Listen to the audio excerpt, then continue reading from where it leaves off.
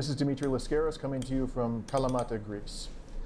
Over the past year, during my extensive travels in Greece and Cyprus, I've noticed something different.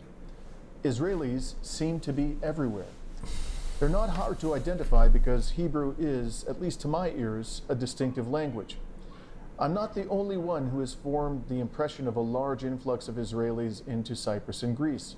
So too have the Greek, Cypriot, and Israeli media. For example, in August of this year, the Israeli newspaper Haaretz published an article entitled, "The Second Israel, Israelis are streaming into Cyprus to buy anything in sight."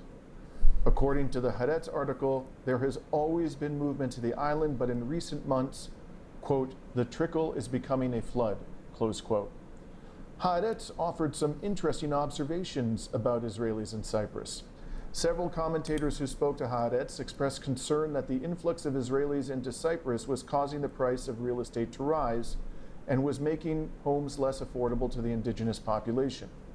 One Israeli who had emigrated to Cyprus told Haaretz, quote, "Israelis don't come quietly, they make a lot of noise. The more Israelis come here, the more worried I am," close quote.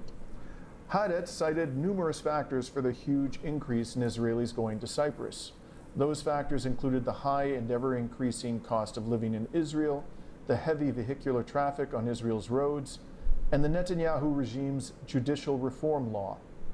But nowhere in Haaretz's 52-paragraph article was there any mention of Israel's brutal treatment of the Palestinian people. Haaretz interviewed 11 Israelis who discussed the reasons for which Israelis are, quote, "flooding into Cyprus." It also spoke with several Greek Cypriots who help Israelis move to or invest in the island. Not a single one mentioned Palestinians. In fact, the word Palestinian appears nowhere in the lengthy Haaretz expose. Now, by the standards of Israel's racist media, Haaretz arguably is pro-Palestinian. And yet the people who spoke to Haaretz for this article did not evince the slightest concern for the rights of Palestinians. So before you conclude that the Israelis who are leaving Israel for Cyprus are conscientious objectors, think again.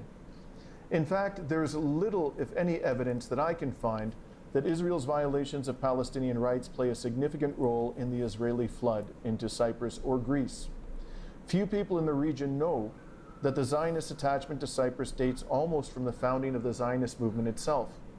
During the Third Zionist Congress in 1899, Zionist activist David Treach delivered a speech in which he declared, quote, "Jews shouldn't seek refuge in lands favorable for European settlement as they would encounter resistance in every such country.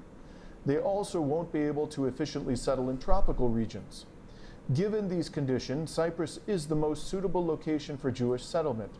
While the island isn't a magnet for European settlers, its climate is suitable for Europeans, and notably, it is in close proximity to Israel, serving as a gateway to it."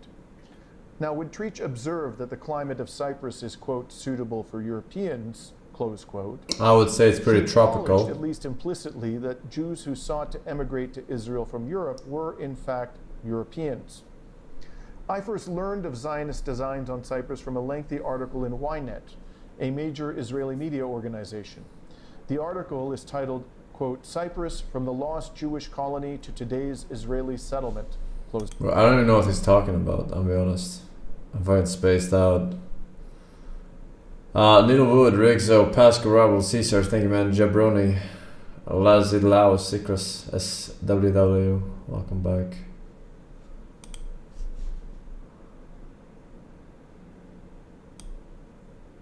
I'm stronger, I'm smarter, I'm better. I am better! Ich bin stärker, ich bin schlauer, ich bin besser. Ich bin better, we already seen it man, what the hell.